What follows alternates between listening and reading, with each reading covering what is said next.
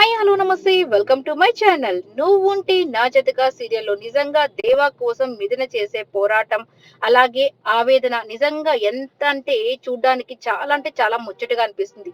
నిజంగా ఒక అమ్మాయి తన భర్త కోసం ఇంత చేస్తుంటే తను ఎప్పుడు పాపం వాళ్ళ నాన్నకిచ్చిన మాటని పక్కన పెట్టేసి తన కోసం నిలబడతాడా అని ఎదురు చూస్తూ ఉన్నారు చాలా మంది. ఓకే. ఇక వచ్చేసరికి తనైతే జైల్లో ఉంటాడు.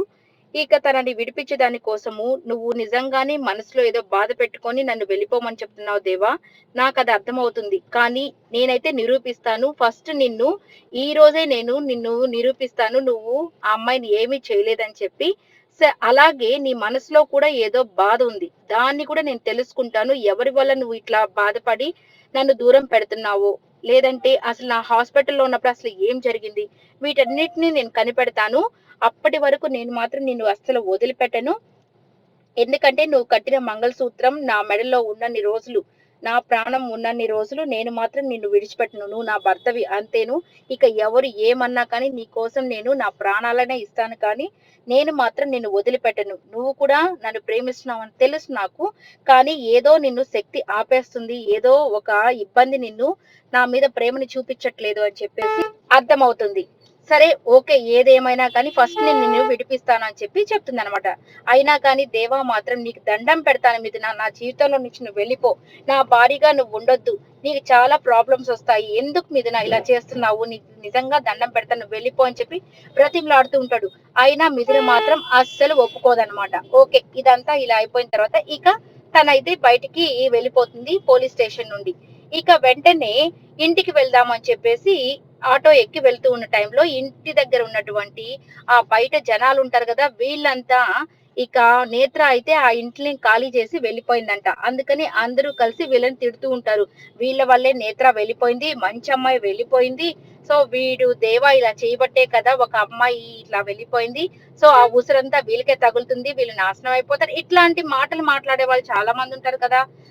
ఆ స్ట్రీట్ లో ఉన్న వాళ్ళంతా అలా మాట్లాడుతూ ఉంటే ఇక పాపం సత్యమూర్తి మాస్టర్ గారు అలాగే వాళ్ళ ఇంటి సభ్యులంతా ఏడుస్తూ చాలా బాధపడుతూ ఆ ఇంటి దగ్గర నిలబడుకొని ఉంటారు. అప్పుడే మిథున్ అయితే అక్కడికి ఆటోలో వచ్చేస్తుంది.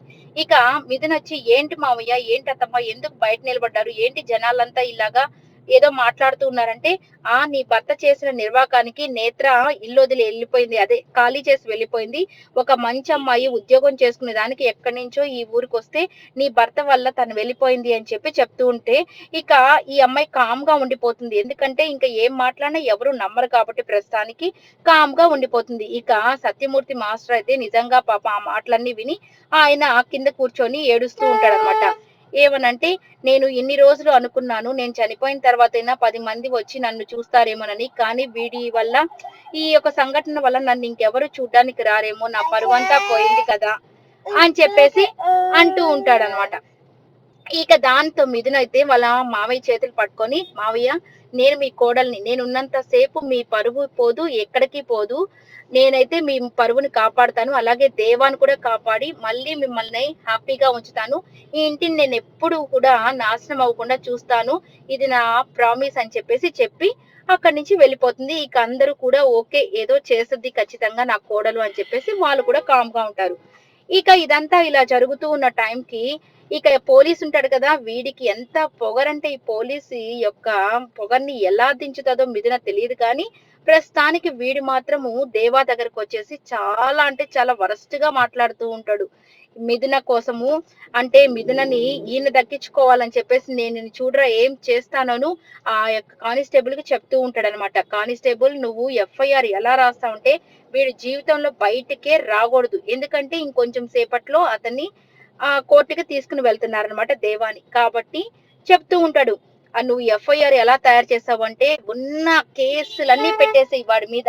ఇక ఎక్కడికి బయటికే రాకూడదు వీడు అని చెప్పి చెప్తూ ఉంటాడనమాట. ఇదంతా దేవా వింటూ ఓహో ఇట్లా చేస్తున్నారా అని చెప్పేసి అనుకుంటూ ఓకే ఏమైనా చేసుకోండిరా అన్నట్టుగా కామ్ గా ఉంటాడు. ఇక సరే పక్కన పెట్టేస్తే ఇక పోలీసోడైతే తన దగ్గరకు వచ్చేసి చెప్తాడనమాట. నీ మీద చూడు నేను ఏం కేసులు పెట్టి నేను బయటికే తీసుకురాను ఇక అని చెప్పి చెప్తా ఉంటే, నాకు ఇట్లాంటివి ఏం పెద్ద ఇబ్బంది ఏం లేదు. నేను రౌడీగా చేరినప్పుడే నా జీవితం ఏమైపోతుందో అని నేను ఎప్పుడూ ఆలోచించలేదు. నువ్వేమైనా చేసుకోపో అని చెప్పి చెప్తాడనమాట. రే నీకు ఇంకా అర్థం కావట్లేదురా, ఊరికే కోర్టుకు తీసుకోపోయి నిన్ను కామ్గా ఉంచుతాను అనుకుంటున్నావా, నేను ఎన్కౌంటర్ చేసేస్తాను నేను, దాని తర్వాత చూడు ఏం జరుగుతుందో, మిథున నా చేతికి వచ్చేస్తుంది, ఇక మిథున నేను అనుభవించేది నువ్వు కాదు అని చెప్పి మిథున గురించి చాలా వరస్ట్ గా మాట్లాడుతూ ఉంటాడు. ఇక దాంతో దేవాకి చాలా అంటే చాలా కోపం వచ్చేసి చెప్తాడనమాట, మిథున జోలికి గాని వచ్చావంటే చంపి పడేస్తాను రా నిన్ను, నేను ఎక్కడున్నా కానీ నేను ఎప్పుడు మిథునకి తోడుగానే ఉంటాను అని చెప్పి చెప్తూ ఉంటాడు. ఇక దాంతో పోలీసోడికి ఇంకా కోపం వచ్చేస్తూ ఉంటుంది అనమాట. ఏంటి వీడికి ఇంత పొగరు, ఇన్ని జరిగినా గానీ వీడు మాత్రం ఏంటి ఇట్లాగే మాట్లాడుతున్నాడు అని చెప్పేసి అనుకుంటూ సరే అని చెప్పేసి ఇలాగా వీళ్ళిద్దరి మధ్య వాగ్వాదం జరుగుతూ ఉంటుంది. ఓకే, ఇక మిథున వచ్చేసరికి ఆ ఇంటి ఓనర్ దగ్గరికి వెళ్ళి, మీ నేత్ర ఎక్కడికి వెళ్ళిందో మీకు తెలుసా సార్, ఏదైనా అడ్రస్ ఇచ్చి ఉంటది కదా చెప్పండి అని చెప్పి అడుగుతూ ఉంటుంది. ఇక ఆ ఇంటి ఓనర్ మాత్రము, నువ్వు పోమ్మా, నేను అసలుకి నీ వల్లే ఆ అమ్మాయి ఇంటి నుంచి వెళ్ళిపోయింది, మరి మీ ఆయన వల్లే కదా వెళ్ళిపోయింది, సో మళ్ళీ ఆ అమ్మాయి గురించి ఎంక్వైరీ చేయడానికి వచ్చావు, నేనేమి ఇవ్వను పో అని చెప్పి చెప్తూ ఉంటాను అనమాట. ఇక దాంతో సార్ ప్లీజ్ సార్, ఆ అమ్మాయి అడ్రస్ ఏదన్నా ఇచ్చుంటది కదంటే, నేను అడ్రస్ ఏం తీసుకోలేదంటే, అదేంటి సార్ అడ్రస్ తీసుకోకుండా ఆ అమ్మాయిని ఎలా చేర్చుకున్నారు ఇంట్లోను అని చెప్తే, అక్కడ ఒక షాప్ అతను చెప్తే చేర్చుకున్నానులే, అయినా కానీ ఆ అమ్మాయి బిహేవియర్ వల్ల నేను ఇంట్లో నుంచి ఖాళీ చెప్పలేదు, మీ ఆయన వల్లే ఖాళీ చెప్పించానని ఆయన కూడా అవమానపరుస్తాడు. ఇక దాంతో మిథునకి ఏం చేయాలో అర్థం కావట్లేదు, అయ్యో ఎలా ఈ అమ్మాయి అడ్రస్ పట్టుకోవాలని చెప్పి ఆలోచిస్తున్నాగానే ఇక ఆదిత్య ఫోన్ చేస్తాడు. ఇక ఆదిత్య, ఏంటి ఆదిత్య ఊరికే కాల్ చేస్తూ ఉంటావు, నీకేం పని లేదా అని చెప్పి తిడుతుంది అనమాట. ఇక తిట్టిన వెంటనే, ఏంటి మిథున అంత కోప్పడుతున్నావు నా మీద, నీ గురించే నేను బాధపడుతున్నాను కదా, ఎంక్వైరీ చేసే దానికే ఫోన్ చేశాను అంటే, సరే మరి నేత్ర గురించి ఏం తెలిసింది, ఇన్ఫర్మేషన్ ఏమైనా తెలిసి పోలీస్ స్టేషన్ కి వెళ్ళి దేవాన్ని విడిపిస్తానని చెప్పావు కదా, మరి ఏమైంది అని అంటే, లేదు ఆ నేత్ర ఇంట్లో నుంచి వెళ్ళిపోయింది నాకు చెప్పా పెట్టకుండా, ఇంకా నేను ఎట్లాగా విడిపిస్తాను, చూడాలి ఏం జరుగుతుందో, కటిని నేను ఎట్లయినా కానీ పట్టుకుంటాను ఆ నేత్రాని అని చెప్పి చెప్తుందనమాట. ఇక దేవా అయితే నవ్వుకుంటూ, ఇక జైల్లోనే ఉంటాడేమో దేవాను, ఎందుకంటే ఇక నేత్ర కూడా వెళ్ళిపోయింది కాబట్టి ఇంకా నువ్వు ఎట్లా పట్టుకుంటావు, ఏం చేస్తావు అని చెప్పి చెప్తూ ఉంటుంది. ఇక దాంతో మిథున మాత్రం, ఏమైనా కానివ్వు, నా భర్తను మాత్రం నేను జైల్లోకి పోనివ్వను, ఖచ్చితంగా నేను విడిపిస్తాను, దాన్ని ఎక్కడున్నా పట్టుకుంటాను, ఎలా పట్టుకుంటాను అనేది నేను తర్వాత చూపిస్తాను అని చెప్పి చెప్తుందనమాట. నా భర్త మాత్రం జైలుకి వెళ్ళడని. అదేంటి మిథున, ఇంకొక గంటలో జైల్లోకి వెళ్ళిపోతాడు కదా, మరి ఇప్పుడు అసలు అమ్మాయి ఇన్ఫర్మేషనే తెలియదు అంటున్నావు, మరి ఎలా పట్టుకుంటావు అని చెప్పి అంటూ ఉంటుంది. కానీ నేను ఎలాగోలా పట్టుకుంటాను అని చెప్పేసి ఇంకా ఫోన్ పెట్టేస్తుంది. వీడికి టెన్షన్ పెరిగిపోయి, ఇప్పుడు ఎట్లా పట్టుకుంటుంది ఈ అమ్మాయి, అసలే పట్టు వీడవని విక్రమార్కురాల్లాగా అసలుకి ఇంకా ప్రయత్నాలు అయితే చేస్తుంది, మరి ఎట్లయినా కానీ నేను ఇంకా నేత్రాన్ని చంపేసేయాల్సిందే, ఎందుకంటే నేత్ర పట్టుబడితే ఇక నేను కూడా పట్టుబడతాను అని చెప్పేసి అనుకుంటూ ఉంటాడు.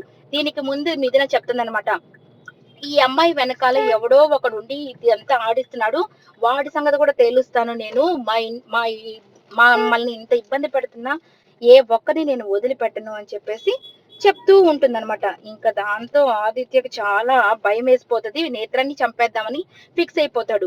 ఇక నేత్రాన్ని ఎతకడం కోసం వెళ్తూ ఉంటే అక్కడికి ఇక హడావిడిగా వెళ్తుండగా అక్కడ భాను అయితే నిలబడుకొని, నా రాజాని నేను ఎలాగైనా దక్కించుకోవాలి, సో ఆ మిథున బారి నుంచి నా రాజాని ఎలా తప్పించాలి అని ఆలోచిస్తూ ఉంటుంది. ఇక మిథున ఆటోని చూడగానే ఇంకా ఆటోలో ఎక్కి, ఏ పద అని చెప్పి చెప్తుంది అనమాట. నిన్ను నేను ఆటోలో తీసుకోబోను అంటే, నువ్వు నన్ను ఏం తీసుకోబోనక్కర్లేదు, నేను దేవాన్ని కాపాడేదాని కోసము ఆధారాల కోసం వెళ్తున్నాను, పద నోరు మూసుకొని, నువ్వు ఆటో డ్రైవర్వే కదా అని చెప్పి సీరియస్ గా తిట్టగానే సరే అని చెప్పి, ఓకే నా రాజా కోసం అయితే తీసుకుని వెళ్తానని చెప్పి వెళ్తూ ఉంటే, ఎక్కడికి వెళ్తున్నావు, అయినా నీ ఇలాంటి చదువుకున్న వాడికి నా దేవా ఎందుకు, వదిలేసి వెళ్ళిపోవచ్చు కదా అంటే, చంపేస్తున్న నా భర్తను గాని ఇంకోసారి వదిలేయమన్నావు అని చెప్పేసి తిడుతుందనమాట. దాని తర్వాత, సరే నీలాంటి వాళ్ళు లాయర్ల కోసం తిరుగుతారు, నేనైతే ఆ నేత్రాన్ని ఎక్కడుందో వెతికి పట్టుకొని దాన్ని తొక్కిచ్చేస్తానని చెప్తే, నేను కూడా అందుకే వెళ్తున్నానని చెప్పి మిథునైతే వెళ్తూ ఉంది. ఇప్పుడైతే దేవా అయితే అక్కడ చంపించేసేదానికి మనుషుల్ని పెట్టాడు నేత్ర కోసం. ఇప్పుడు మిథున వచ్చి నేత్రాన్ని కాపాడి ఏం చేస్తుందో చూడాలి నెక్స్ట్ ఎపిసోడ్ లో. ఈ వీడియో నచ్చినట్టయితే లైక్ చేయండి, షేర్ చేయండి, కామెంట్ చేయండి, సబ్స్క్రైబ్ చేసుకోవడం మర్చిపోకండి.